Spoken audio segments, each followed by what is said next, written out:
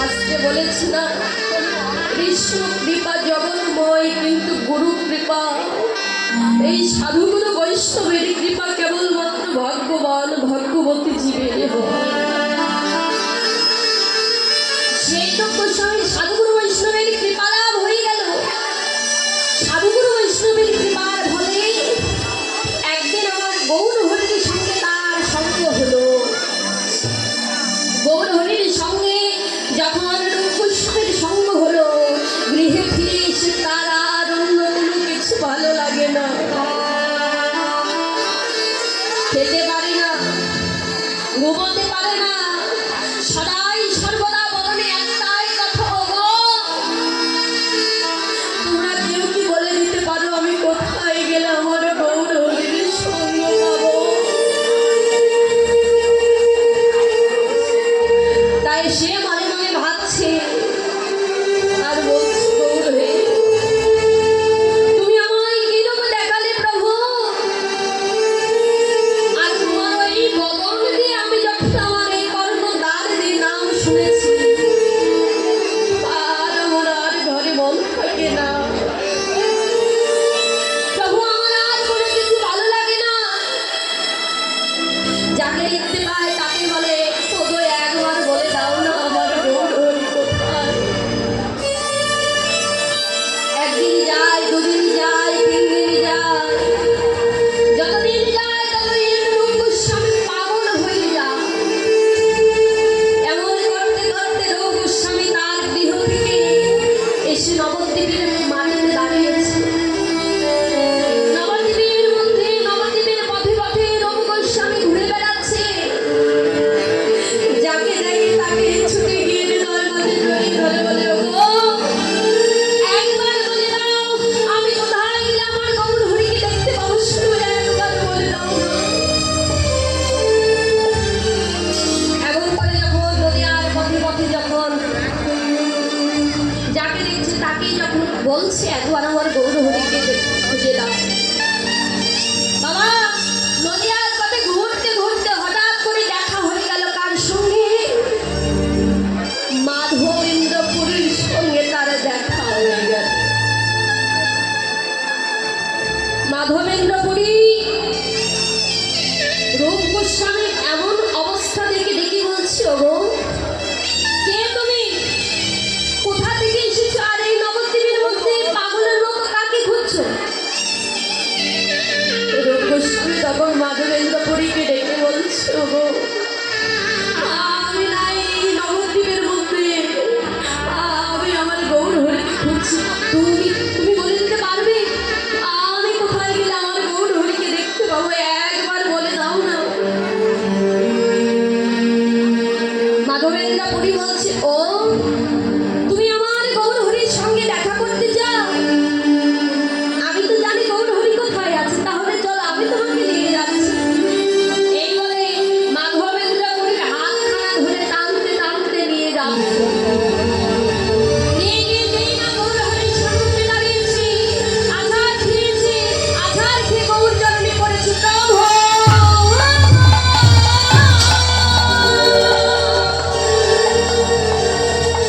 প্রভু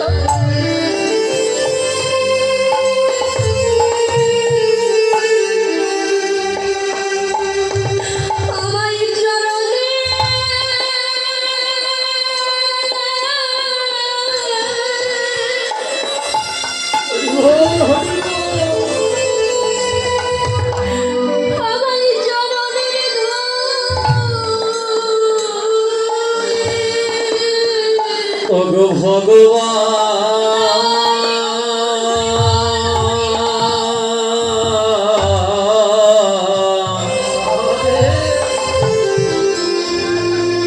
একবার দাও দাও তো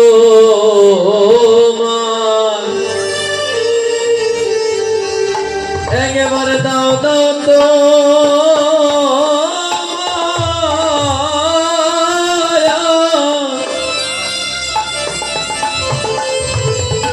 তোমার চরণ ধুলি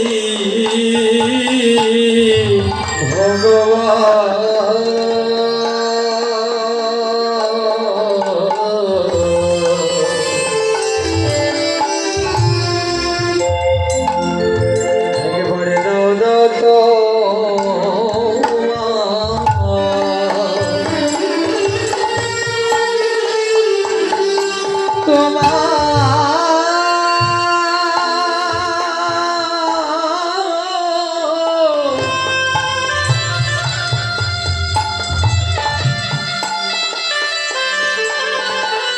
তোমার চরণ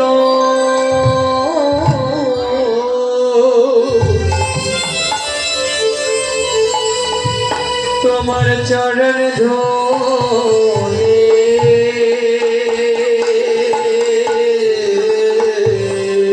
ওই আমি পাপী বলে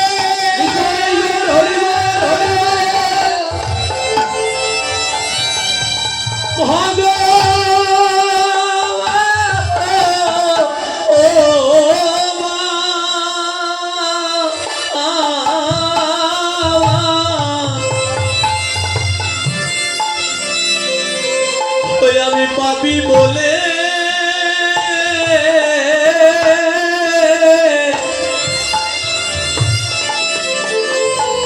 তুমি আমায় দূরে ফেলো না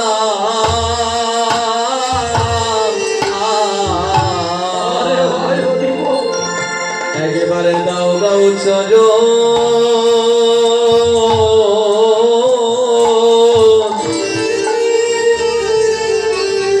চরণ ধুলি দাও গো বলি আমার কাঙ্গাল ভোলে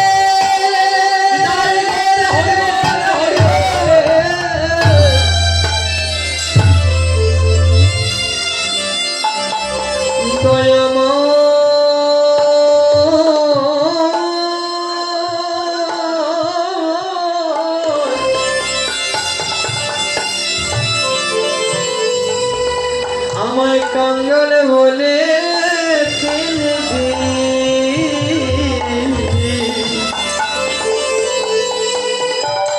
আমায় ফেলে দিও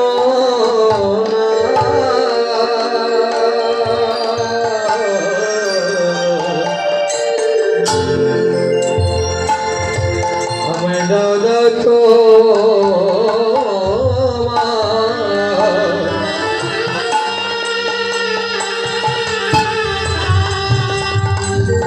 তোমার চরণ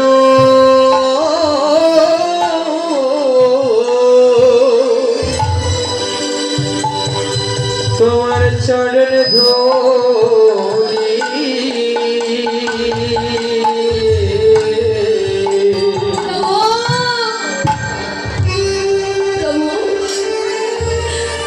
আমি যেদিন থেকে তোমার ওই রূপে নয়ন দিয়েছি প্রভু, আমি যেদিন থেকে আমি তোমার ওই রূপে নয়ন দিয়েছি, তোমার ওই বদন দিয়ে আমি যখন আমার এই কর্ণদ্বার দিয়ে নাম শ্রবণ করেছি প্রভু গো,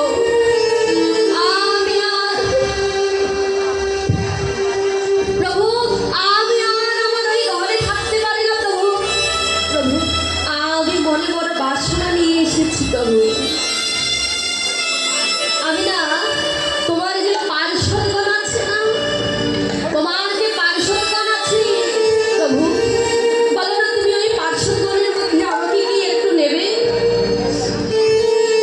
ওই দলের মধ্যে কি আমাকে একটু নেওয়া যায় প্রভু? কৃপা করে আমাকে একটু নাও না। আমার যে আর মায়াময় সংসার ভালো লাগে না।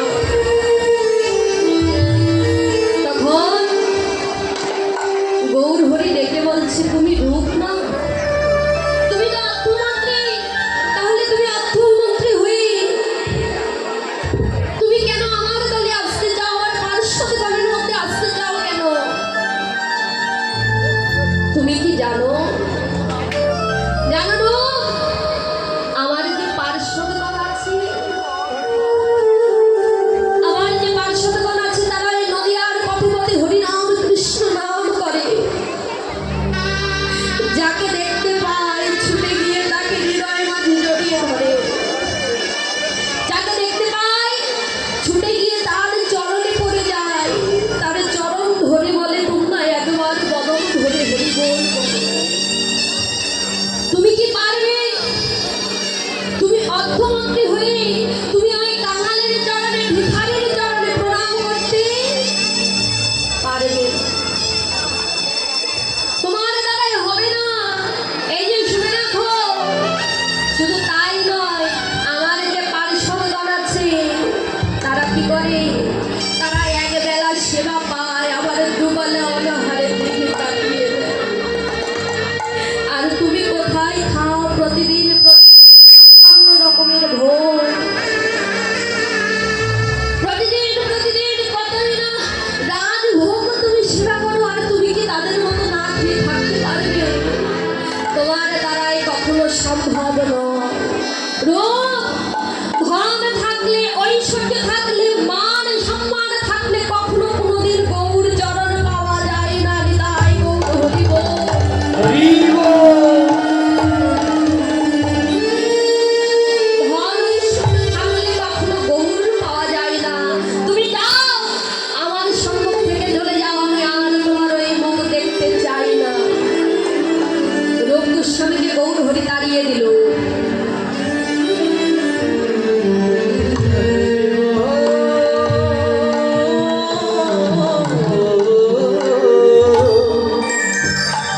হরি বল, হরি বল, হরি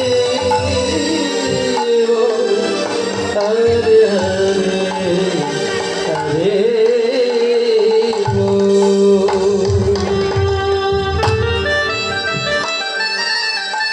রূপ গোস্বামী নিজের গৃহে ফিরে এসে আবার যতদিন যাচ্ছে ততই যেন পাগল হয়ে যাচ্ছে। রূপ গোস্বামী কি করছে? বাবা, খেতে পারছি না, ঘুমোতে পারছি না, সদাই সর্বদা একটাই কথা, গৌর হরির কথা। তার নাম ছাড়া অন্য কোনো কথা বলছে না। হঠাৎ করে রূপ গোস্বামীর মনে পড়ে গেল, গৌর হরি না আমাকে বলেছে ধন থাকলে, ঐশ্বর্য থাকলে নাকি কখনো গৌর পাওয়া যায় না। ওগো, যে ধন থাকলে, যে ঐশ্বর্য থাকলে, যে মান সম্মান থাকলে গৌর পাওয়া যায় না, সেই ধন ঐশ্বর্য রেখে আমি কি করব? দেখো বাবা, ত্যাগ করছি। রূপ গোস্বামী তখন কি করলেন? তার অর্থমন্ত্রিত্বের পদটা পরিত্যাগ করলেন। তার যে ধন ঐশ্বর্য মান সম্মান সকল কিছু পরিত্যাগ করে এইবারে যাচ্ছে কোথায়? আবার যাচ্ছে গৌর হরির কাছে। গৌর হরির কাছে গিয়ে দাঁড়িয়েছে, লেগে বলছে, প্রভু প্রভু, এইবারে দেখো, আমি এবার আমার সকল কিছু পরিত্যাগ করে এসেছি প্রভু। এখন আমার কোনো ধন, কোনো ঐশ্বর্য, কোনো জায়গা জমি অর্থ সম্পত্তি বলতে কোনো কিছু নেই প্রভু। আমি তোমার জন্য সকল কিছু পরিত্যাগ করে এসেছি প্রভু। এইবার কি আমাকে তোমার দলে নেওয়া যায়? গৌর হরি বল। ভগবান তখন গৌর হরি তার দিকে ডেকে বলছে, রূপ, কে বলেছে তুমি সকল কিছুই পরিত্যাগ করেছ? রূপ, একবার নিজের কাঁধের দিকে তাকিয়ে দেখো। তোমার কাঁধের দিকে একবার তাকিয়ে দেখো। এত কিছু পরিত্যাগ করতে পারলে, কিন্তু সাধারণত একটা শালের মায়া পরিত্যাগ করতে পারলে না। রূপ, যাও, আমার সম্মুখ থেকে চলে যাও। তুমি আর কখনো তোমার ওই মদনটা আমাকে আর দেখাবে না।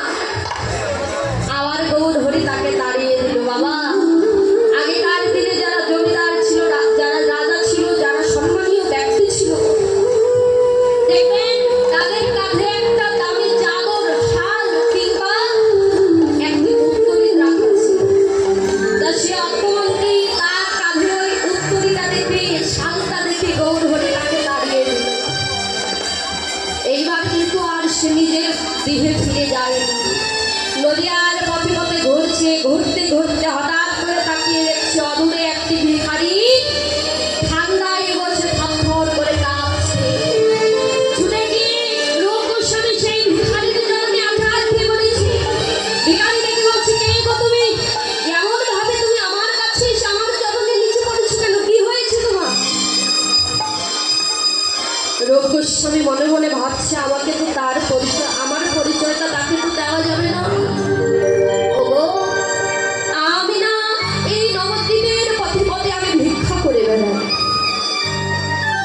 আমি তোমার কাছে একটা জিনিস চাইবার জন্য এসেছি, বলো না তুমি আমায় দেবে কি?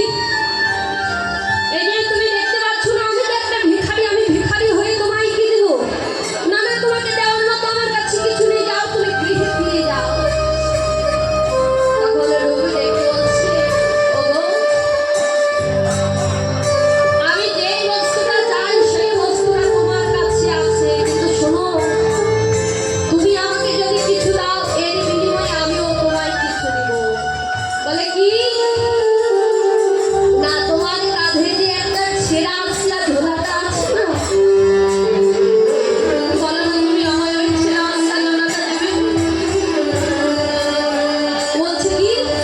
আমি আসলা ঝোলাটা দিয়ে আমি নদীয়ার পথে পথে ভিক্ষা করে বেড়াই, আর এই ছেঁড়া আসলা ঝোলাটা দিয়ে আমি কি নিয়ে বেড়াবো? আমি তোমায় দিতে পারবো না। শোনো, তুমি যদি এই ছেঁড়া আসলা ঝোলাটা আমায় দাও, এর বিনিময়ে আমি যে আমার দামি শালটা আছে এইটা আমি তোমায় দিয়ে দেবো, আমি কথা দিলাম।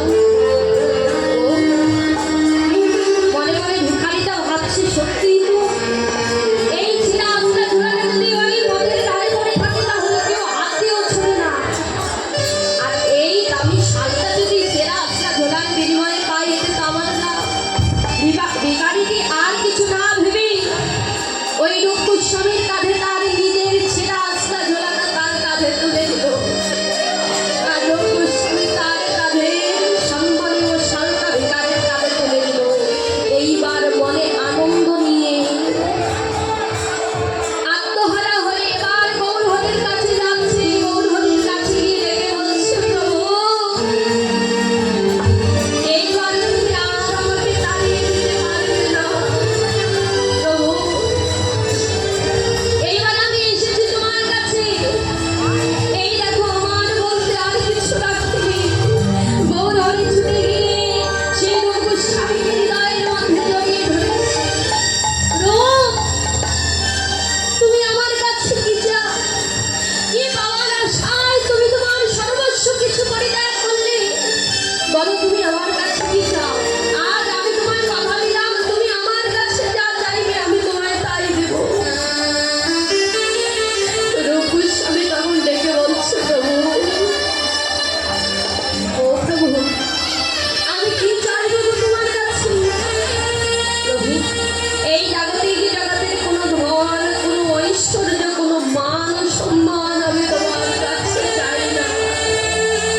তাহলে তুমি কি চাও? প্রভু, তোমার এই চরণে আমার এই নিবেদন,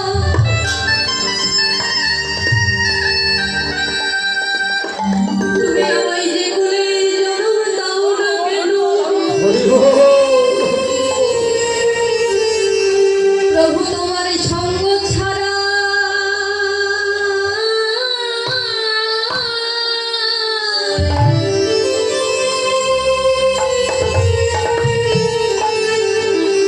তুমি আমায় করো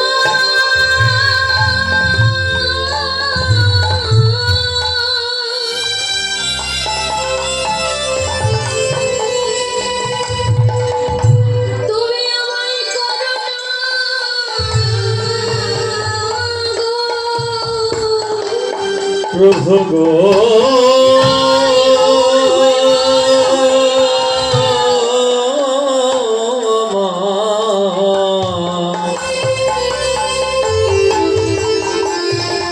তোমার সঙ্গ ছাড়া তুমি আমায় করো না গো। প্রভু গো,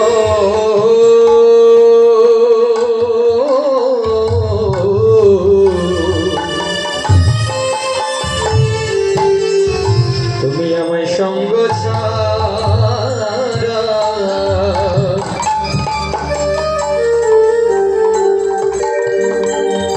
আমায় করো না গো। প্রভু তোমার ওই নিতাই গৌর হরি বল হরি বল।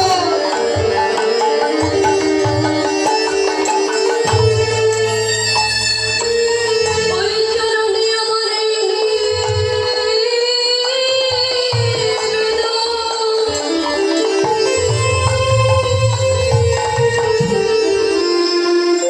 তোমার সঙ্গ ছাড়া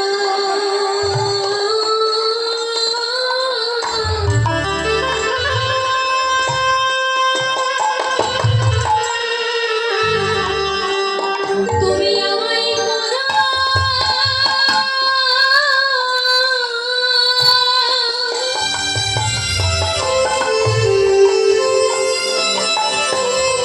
আমায় করো না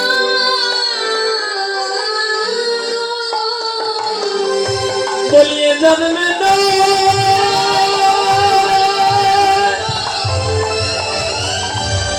প্রভু গো, ও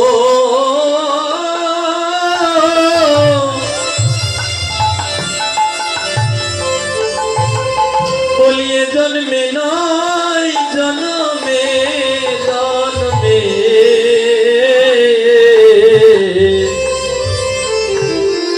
তোমার সঙ্গ ছাড়া তুমি আমায় করো না গো। তোমার ওই চরণে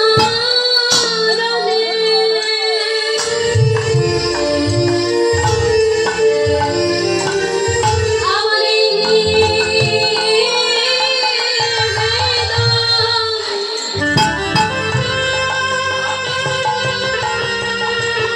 প্রভু তোমার সঙ্গ ছাড়া করো না গো। জন্মে নাই জন্মে জন্মে সঙ্গ ছাড়া করো না গো। জন্মে নাই জন্মে জন্মে সঙ্গ ছাড়া করো না গো। জন্মে নাই জন্মে জন্মে সঙ্গ ছাড়া করো না গো। জন্মে নাই জন্মে জন্মে সঙ্গ ছাড়া করো না গো। জন্মে নাই জন্মে জন্মে সঙ্গ ছাড়া করো না গো। জন্মে নাই জন্মে জন্মে সঙ্গ ছাড়া করো না গো। জন্মে নাই জন্মে জন্মে আমার সঙ্গ ছাড়া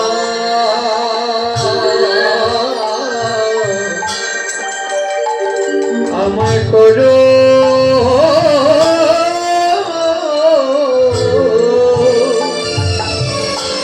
করো না গো।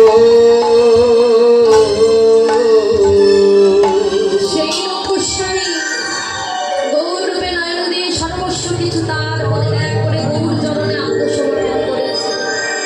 কিন্তু আমরা এই পৃথিবীতে বাবা তার কত ধন ঐশ্বর্য তার কোনো কিছুর অভাব ছিল না, কিন্তু সে এত জমিদার হয়ে এত বড়লোক হয়ে বড় মানুষ হয়ে অর্থ সম্পত্তির একমাত্র উত্তরাধিকারী হয়ে সে কিন্তু ভগবানের চরণে নিজেকে আশ্রয় করেছে, নিজেকে সঁপে দিয়েছে।